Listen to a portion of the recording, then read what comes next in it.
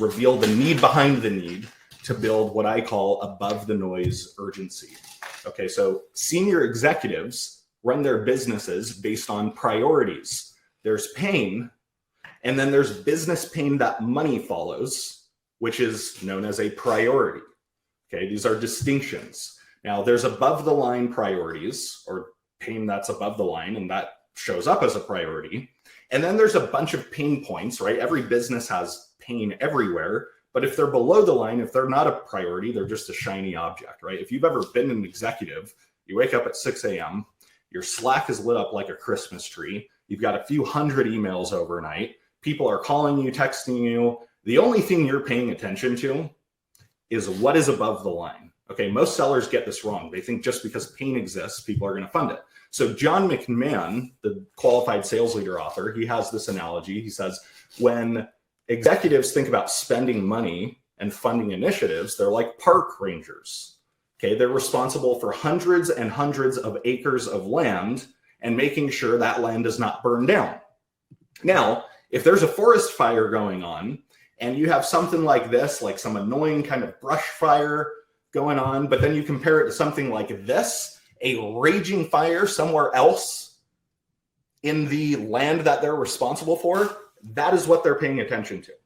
Okay, they're going to let this other tiny fire burn, even though there might be dozens of them going throughout the business. Okay, they're paying attention to the raging brush fire. So I'm going to walk you through a conversation of a discovery call that I had years ago that helps you understand how to go from kindling burning to a raging fire that you can latch onto and close. So we were selling Gong.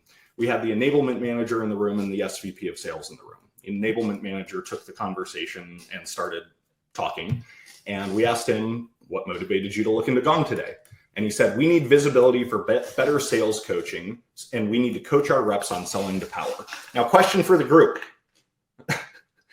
Is this a problem or a solution? Is his articulation, these first two bubbles, this is another slide designed by me, horrible, I know. Problem or a solution? Write it in the chat box. It's a solution, it's not a problem. So we peeled back the onion and said, what is driving you to crave that visibility and to coach your people to sell to power better? And he said, selling too low has led to 9-month sales cycles. Okay, now we're starting to get to a problem, but then we continued peeling back the onion by saying, I get why you want to reduce your sales cycle, but there are probably dozens of things you could be tackling. Why this? And notice now power takes over the conversation. We're getting to the center of the onion, which is where power lives. And she said 9-month sales cycles are causing a cash flow issue for the company, right? And we have net 60 payment terms. So when we close a deal, or when we start a deal rather, it takes us 11 months just for the cash to hit the bank. That is something a CFO cares about, and you can see how we continue to peel the onion later. Now, remember JC, if you're here, type yourself in the comments. This is, I told you her success story kind of earlier in this webinar. This is one of the things that she got really good at that helped her get to 152% of her number. Now, how do I translate this to your business? Here's the question to swipe. After you start talking about surface level challenges with your buyer, which they'll almost always start with, ask this question word for word. Maybe you can tweak it a little bit for your business. What challenge is going on in your business that's driving that to be a priority right now? This is such a magical question. And I realize there are people who are going to go, that's generic.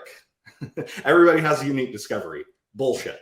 This question works in pretty much every situation. And this is the effect you get. You ask this question, your buyer will chuckle to themselves thinking about the train wreck happening in their business. That is how you start to peel back the onion. Okay, this works.